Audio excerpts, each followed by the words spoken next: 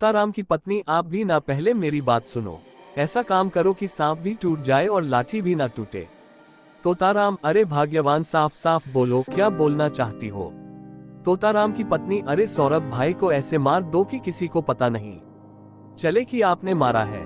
मेरी बात ध्यान से सुनो। सौरभ भाई सुबह सुबह दुकान खोलने के लिए नदी के किनारे किनारे जाता है।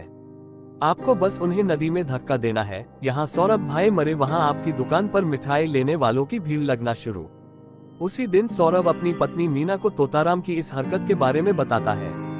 मीना, कमबख्त, तोताराम से जरा होशियार रहना, जरा फिर से कोई गड़बड़ ना करने लग जाए। अगले दिन सौरभ अपने घर से खुशी खुशी दुकान जाने के लिए निकल जाता है और जैसे ही नदी के किनारे पहुंचता है तभी तोताराम पीछे से सौरभ को धक्का मारकर नदी में गिरा देता है और वहां से भाग जाता है। नदी में गिरने से सौरभ की मौत हो जाती है और वह एक डरावना भूत बन जाता है। सौरभ का भूत, यह मुझे क्या हो गया? अरे इस तोताराम ने आखिर मेरी जान ले ली, अब मैं इसको नहीं छोड़ूंगा। पर पहले मुझे अपनी बात अपनी पत्नी मीना को ये बात बतानी होगी। फिर भूत मीना के पास जाता है। मीना, अरे दैया, ये सुबह सुबह भूत कहाँ से आ गया? भूत तो रात के अंधेरे में घूमते हैं, लेकिन ये भूत है जो सुबह सुबह मेरे घर आ गया है। अरे कोई तो बचाओ मुझे इस भयानक भूत से। अरे अरे, मैं हूँ तुम्हारा सौरभ, अरे जाओ यहाँ से। और यह क्या बकवास कर रहे हो तुम और सौरभ? सौरभ का भूत, तुम्हें ऐसे यकीन नहीं होगा।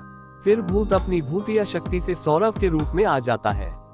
अब तो तुम्हें यकीन आया कि मैं ही हूँ तुम्हारा सौरभ। फिर सौरभ मीना को सारी बात बताता है। मीना, हे भगवान, ये क्या हो गया? मैं छोड़ूंगी नहीं तोताराम को।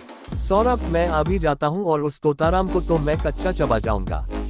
मीना, नहीं नहीं, यदि आपने उसे मार डाला तो तोताराम की हकीकत का कभी पता नहीं चल पाएगा। हमें ऐसा कर कुछ करना होगा जिससे तोताराम अपने आप अपना गुनाह कबूल कर ले। सौरभ, मैं सब समझ गया कि मुझे अब क्या करना है।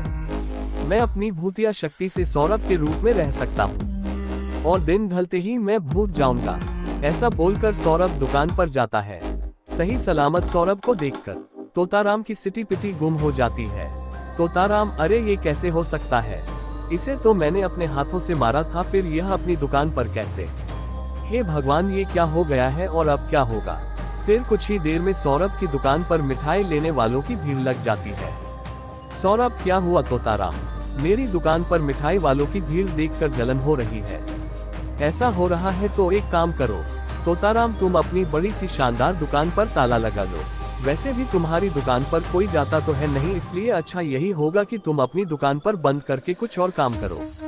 तोताराम, अरे भाइयों, जिसे तुम मिठाई ले रहे हो ये सौरभ नहीं बल्कि उसका कोई बहरूपिया है। ये तुम सबको पागल बना रहा है। तुम सब मेरी दुकान पर आओ, मेरी मिठाई खरीदो। आओ आओ आओ। ग्राहक, अरे तोताराम, ये तुम क्या बकवास कर रहे हो? लगता है तुम्हारी एक भी मिठाई नहीं बिकती, इसीलिए तुम्हारा दिमाग खराब हो गया है।